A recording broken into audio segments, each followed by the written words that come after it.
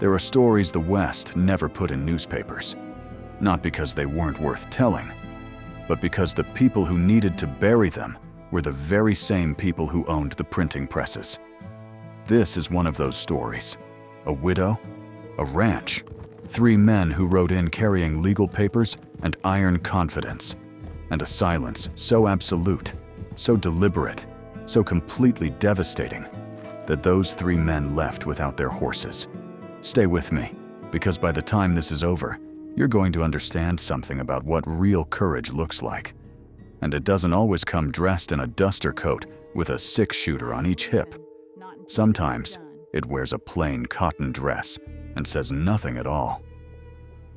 It was the autumn of 1879, the kind of autumn the Texas Panhandle does better than anywhere else on Earth, where the sky turns the color of hammered copper and the wind comes down from the north, carrying the first real bite of a winter that means business.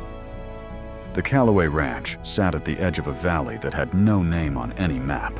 47 acres of hard-won grazing land, a creek that ran clean 9 months out of the year, a barn that smelled like pine resin and horses, and a main house built from limestone blocks that Elias Calloway had cut himself from the hillside over the course of 3 summers.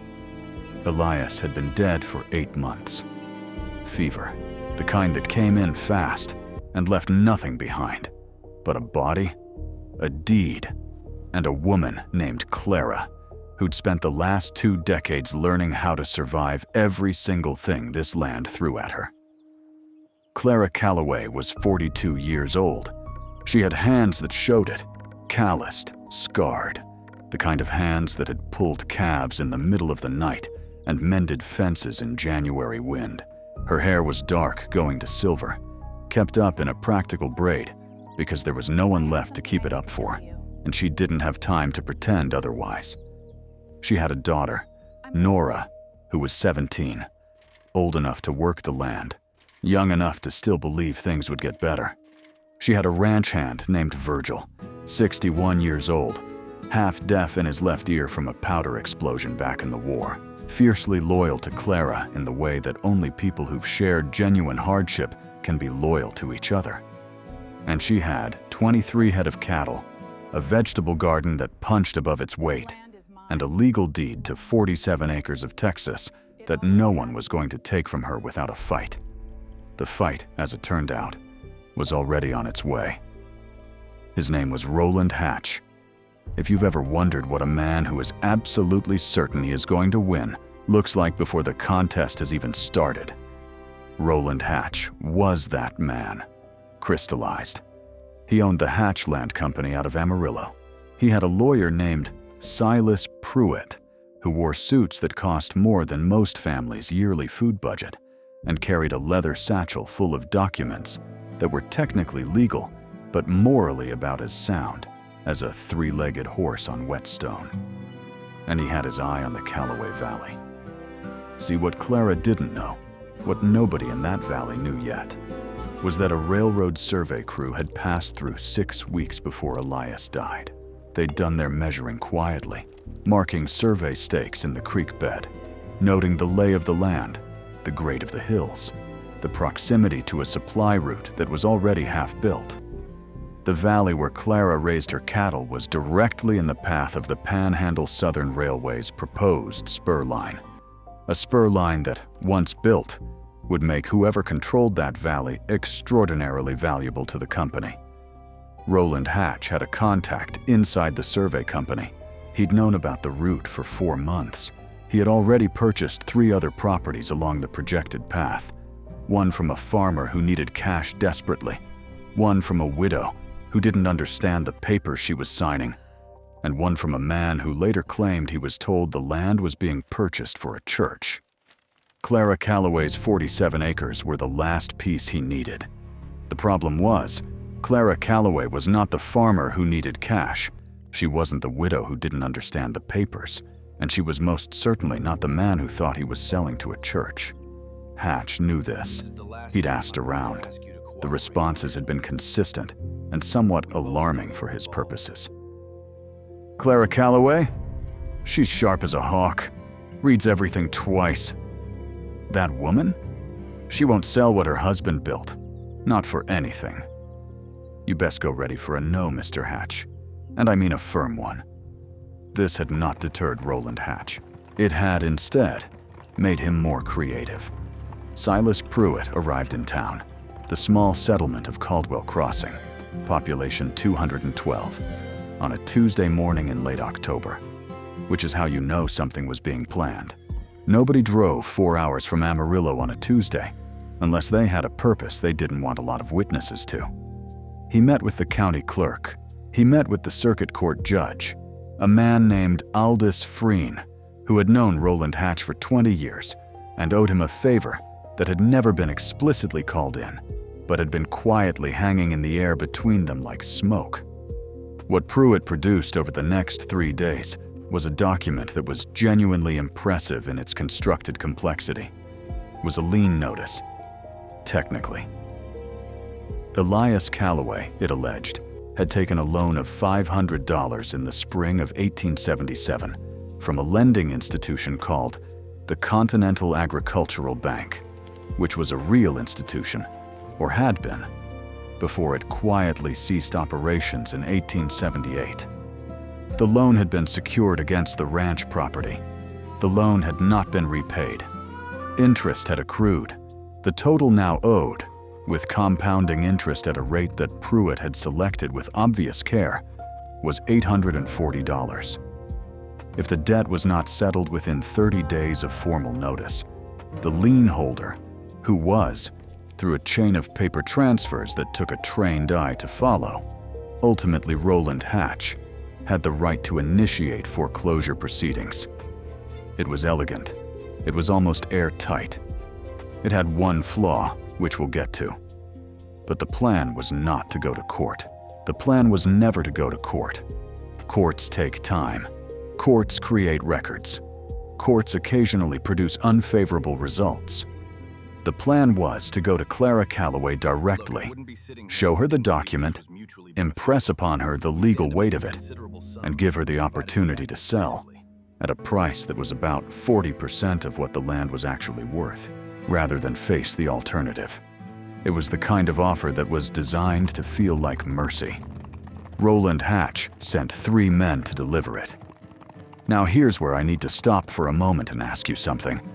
Have you ever been in a situation where someone shows up at your door, not asking, not requesting, but expecting, and the entire weight of how they carry themselves is designed to make you feel small? Drop a comment. Let me know. Because what Roland Hatch sent was not 3 polite businessmen. He sent 3 men who were chosen specifically for the impression they would make arriving on horseback at a ranch where a woman lived alone with her teenage daughter and a half-deaf old hand. Their names don't matter as much as what they represented: authority, legal weight, and the quiet threat of physical consequence. The lead man, we'll call him Preston, because that's what Clara later told Virgil his name was, wore a town suit and carried the leather satchel. The other 2 wore the kind of attire that sits right at the border between ranch clothing and gunfighter clothing, which is a specific aesthetic designed to communicate a specific thing. They rode in on a Thursday morning when the light was still low and thin. Clara was in the yard, mending a section of fence that had given way in the night. She saw them coming from a quarter mile out. You can do that in the Panhandle. The land is honest about distances. And she straightened up, set down her tools, and waited. She did not call for Virgil. She did not send Nora inside. She stood in the yard and watched 3 men ride toward her with the patient attention of someone who has had a very long time to learn that the first move is almost never the important one. Preston dismounted. He was practiced at this. The smooth dismount, the adjustment of the jacket, the opening of the satchel with a certain deliberate weight. He introduced himself. He introduced his employers. He explained, in the particular language of men who have rehearsed a version of this speech before, that he was there as a courtesy. As a courtesy. Clara said nothing. He explained the lien. He explained the debt. He explained the timeline. 30 days, he said, which at this point had been reduced to 22 days because of the time it had taken for the notice to be formally filed. He explained that the Hatch Land Company was prepared to offer a fair purchase price for the property that would more than cover the debt and leave Clara with a meaningful amount to relocate and re-establish herself. He set the papers on the fence post in front of her. Clara looked at them. She did not pick them up. She did not reach for them. She said nothing. Preston's practiced ease developed its first small crack. He tried again. He said the offer was generous. He said she should have a lawyer look at it, though he said this in a tone that implied doing so would be a waste of time. He said the deadline was firm. Clara looked at him. Still nothing. Not hostile, not frightened, just present, watching, absorbing. One of the men behind Preston shifted in his saddle. The leather creaked. It was a small sound, but in the silence Clara had created, it was enormous. Preston eventually picked up the papers from the fence post and held them out toward her.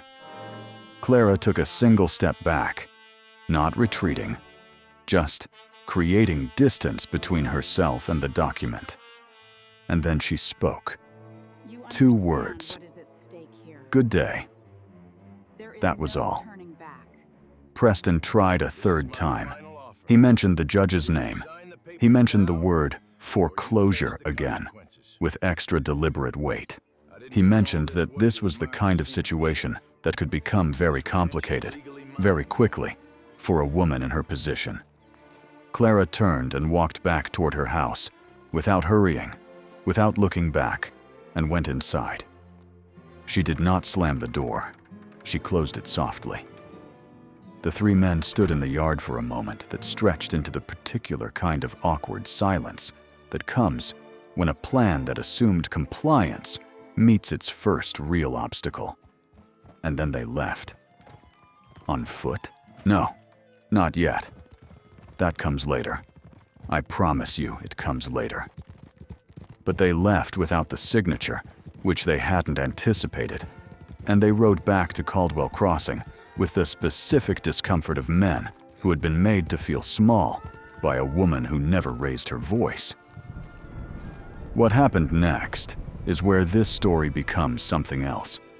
Something worth the next 25 minutes of your time. Because Clara Calloway didn't panic. She didn't weep. She didn't immediately rush to sell what she had. She wrote a letter. But first, and this detail matters enormously, she went to the courthouse. She told Nora to mind the ranch. She saddled her own horse, rode the 14 miles to Caldwell Crossing, and she went to the county clerk's office and asked to see the original filing for the lien. The clerk, a young man named Tobias, who would later describe this interaction to anyone who would listen for the rest of his natural life, was visibly uncomfortable. He hemmed. He said he'd have to check if it was available. Clara said she would wait. She waited for 40 minutes, while Tobias presumably went in the back and had a whispered and presumably panicked consultation with someone. When he came back, he produced the filing. Clara read it. She read it twice. She read it a 3rd time. Then she asked for a pen, a piece of paper, and she wrote down 3 specific things she had found and folded the paper and put it in her coat pocket. Then she rode back to the ranch. Here's what she had found. The Continental Agricultural Bank, the institution named in the lien, had ceased to exist in March of 1878. This was a matter of public record, buried but findable in the back pages of an Amarillo Financial Gazette that Clara had read in the clerk's own office while waiting. The debt transfer, the chain of paper that led from the bank's assets to Roland Hatch, required a specific type of legal instrument called an assignment of claim. The document in the filing referenced such an assignment, but it was dated 3 months after the bank had closed, which meant that either someone had created a document that could not legally exist, or someone had falsified the date. Either way, a flaw, a real, legally significant, potentially catastrophic for someone flaw. The third thing she'd written down was the name of a man, a lawyer in Amarillo named Theodore Marsh, who had been mentioned in a footnote of the filing as having notarized the original assignment document. Theodore Marsh was a real person, but here's the thing about footnotes in legal documents. People rarely check them. Clara checked them. She wrote 2 letters that night by lamplight. The first was to Theodore Marsh in Amarillo. She told him what she had found. She told him she had a copy of the relevant pages. She told him she was interested in understanding how his notary stamp had come to appear on a document that appeared to postdate the institution's closure, and whether he was aware of this discrepancy. The second letter was to a journalist at the Amarillo Daily Chronicle named William Eads, who had, and this is the kind of detail that only a woman who reads everything twice would know, published a small critical piece about Roland Hatch's land acquisition practices 6 months earlier. The piece had been brief, heavily hedged, and had attracted no great attention. But it told Clara that somewhere in Amarillo, there was at least one person who was already looking. She sealed both letters and gave them to Virgil the next morning with instructions to post them from 2 different towns, on 2 different days, by 2 different routes. Then she went back to work on the fence. Now I want you to think about something, and honestly, leave a comment if this hits you the way it hit me. Clara Calloway had 22 days left on a fraudulent legal clock. She had a half-deaf ranch hand, a teenage daughter, 47 acres, and 23 cows. She was facing a man with lawyers, money, political connections, and 3 intimidating riders. She never once considered running. She never once considered selling. She identified the flaw in the weapon being aimed at her, and she aimed it right back. There is a type of intelligence that the West almost never credited women with in 1879, not because the women didn't have it, Lord knows they did, but because acknowledging it would have complicated a very tidy story people like to tell about who the frontier belonged to. Clara Calloway had that intelligence in abundance. Theodore Marsh wrote back in 9 days. The letter was short. He said he had reviewed his records. He said he had concerns about several filings he had been asked to notarize in the past 2 years by a particular legal firm. He said he was consulting with his own counsel. He also said, in language that was careful to not be explicit, but was quite clear to someone reading carefully, he had kept copies of everything. William Eads at the Chronicle wrote back in 12 days. He said he had received her letter with great interest. He said he had been attempting, without success, to obtain documentation for a follow-up piece on certain land acquisition practices in the Panhandle. He asked if she would be willing to speak further. She wrote back to both of them.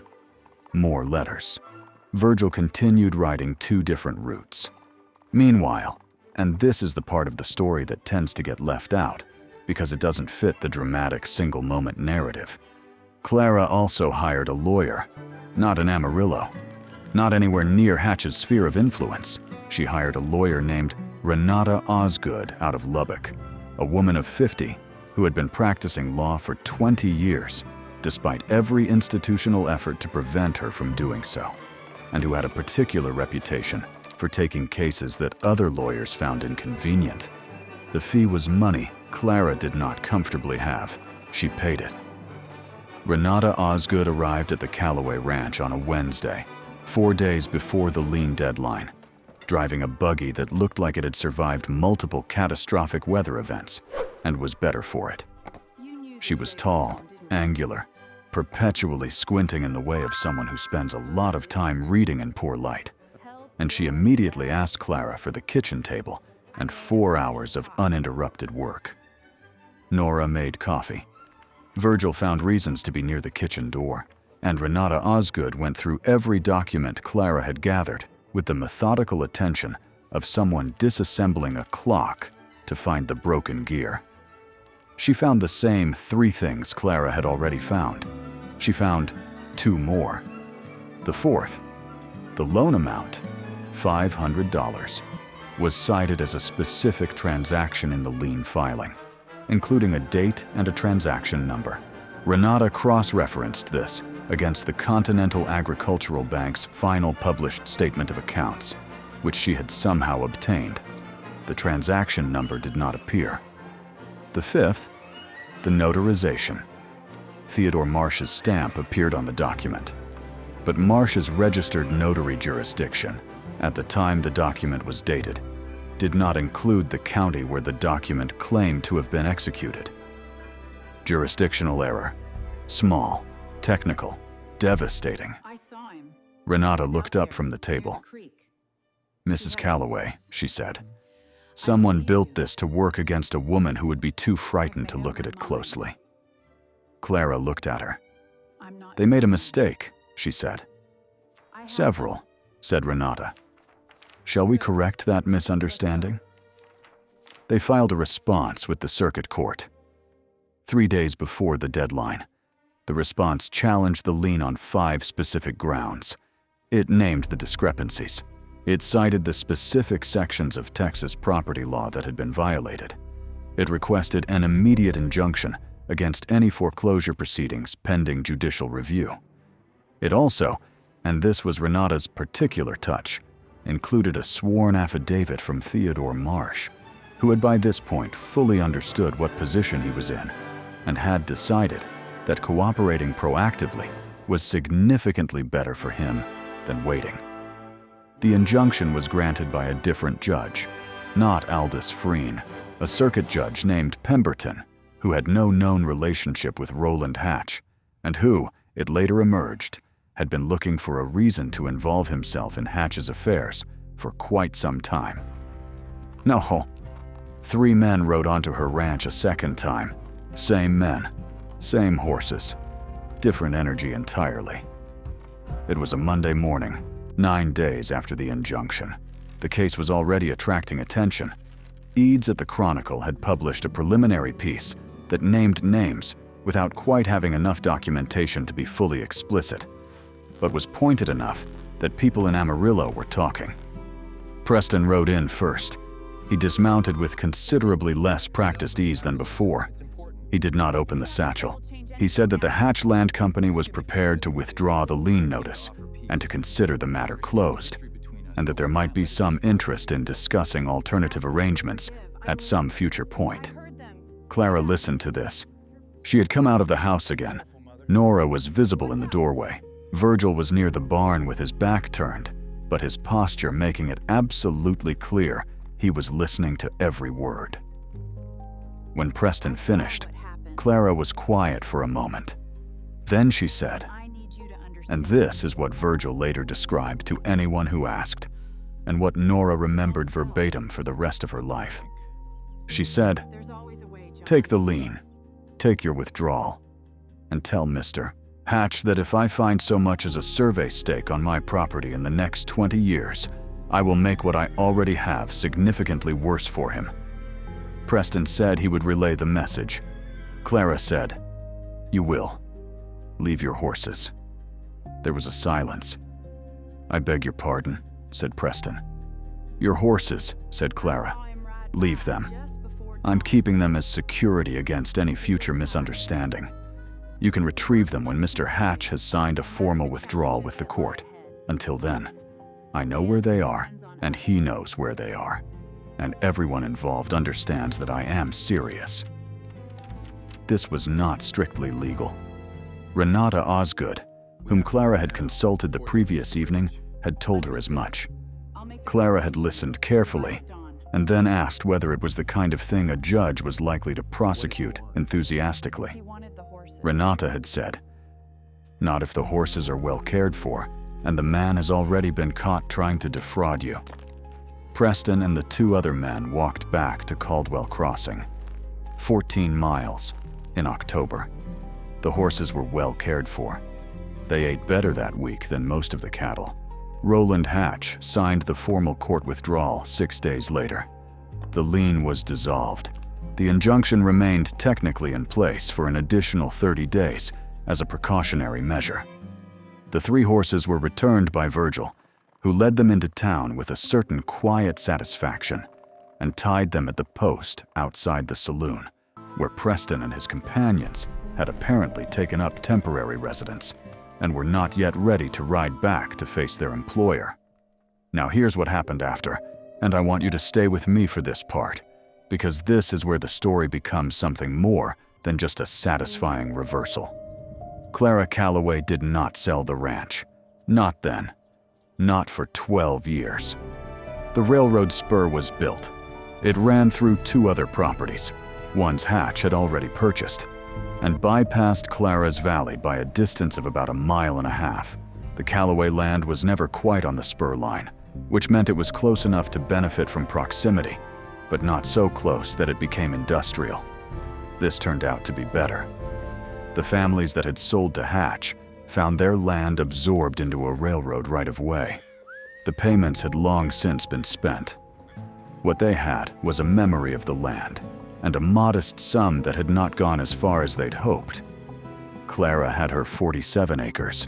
The creek still ran clean. The cattle grazed. She expanded, slowly, carefully.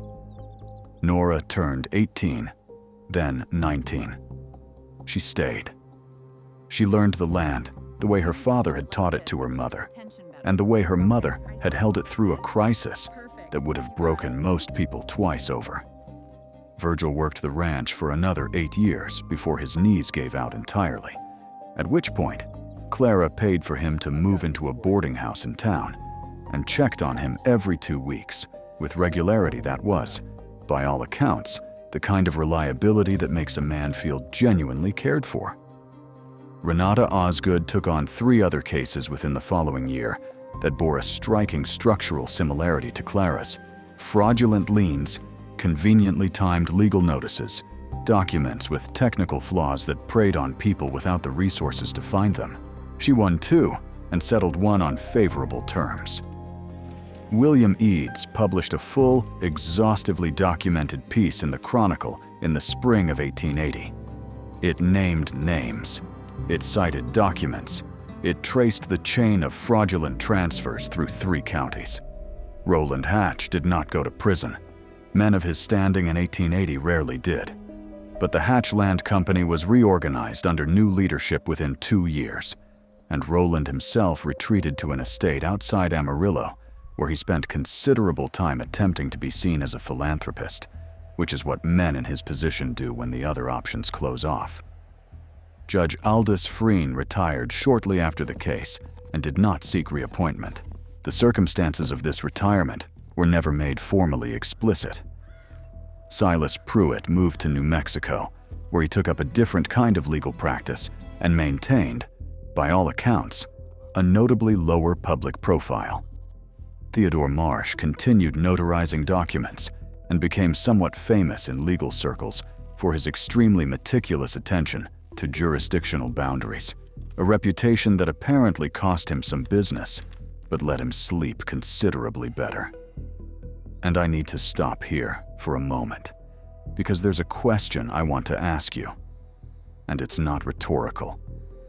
What do you think made Clara Calloway different? Was it courage? She was scared. You don't face 3 men on horseback carrying fraudulent legal documents and feel nothing. She was scared. She simply chose not to let it make decisions for her.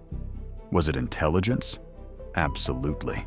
But intelligence without action is just the ability to understand what's happening to you clearly while it happens. Was it stubbornness? Some of that, surely. The kind of stubbornness the West built into the people who survived it. Not the aggressive, chest-out kind, but the quiet kind. The kind that looks at a fence that needs mending and just starts mending it. I think, and drop a comment if you disagree, what made Clara different was that she read everything twice. That's it. That's the whole thing. She read the documents. She read the footnotes. She read the names nobody was supposed to look up. She read the filing date and compared it to the institutional closure date that nobody expected her to find, because nobody expected her to look. The people who built the trap against her assumed she wouldn't look closely. They built a weapon out of complexity and legal language, and the assumption that a widow on a ranch with 23 cows and a teenage daughter didn't have the time or the inclination or the sheer determination to pick apart a fraudulent lien, notice sentence by sentence, in the county clerk's office, while a nervous young man named Tobias waited for her to leave. They were wrong, and they left on foot. The West. The real West, not the one that got turned into novels, and then into films, and then into something else entirely. The real West was full of people like Clara Calloway. People who did enormous things with extremely limited resources by being more thorough, more patient, and more determined than whoever was trying to take something from them. They rarely got monuments. They rarely got newspaper profiles, except sometimes when a journalist like William Eads was paying attention and had the documentation to back it up. Their stories ended up in letters, in deed records, in court filings that sat in county archives for 100 years before someone thought to look. We're looking. And here's what I want you to take from this. The next time something comes at you, dressed in complexity, a contract, a document, a situation that seems designed to be confusing, read it twice. Read the footnotes. Look up the names in the margins. Find the date discrepancy. The people who build traps out of paperwork count on you not looking closely. That is the entire architecture of the trap.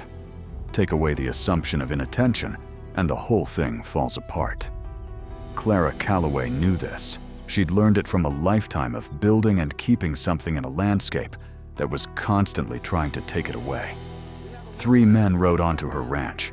They carried legal weight, physical presence, and the particular confidence of people who expected to win without a fight. They left on foot because she read the footnotes. Now, and you knew this was coming, if this kind of story is the reason you show up here, then you already know what to do. Hit that subscribe button, because we find stories that ended up in the margins of the official record, and we pull them back out into the light every week. And we're going to need everyone on board when we get to the next one, which involves a land dispute, a surveyor's error, and a court ruling that overturned 3 separate precedents in the same afternoon. You don't want to miss that. Clara Calloway sold the ranch in 1891, not to a railroad company, not to a land speculator. To Nora, her daughter, who by then had married a man from 2 counties over, who had the good sense to understand that the land came with a history and a set of standards, and that both were non-negotiable. The deed transfer is in the county records in the Texas Panhandle. It lists the parcel as 47 acres. The transaction price is fair market value paid in full, and the notation, in Clara's handwriting, because Nora asked her to write it, reads, "Land held clear, land held true, held by work and by law, and by the refusal to be moved by people who came to move us." Virgil was still alive to see it.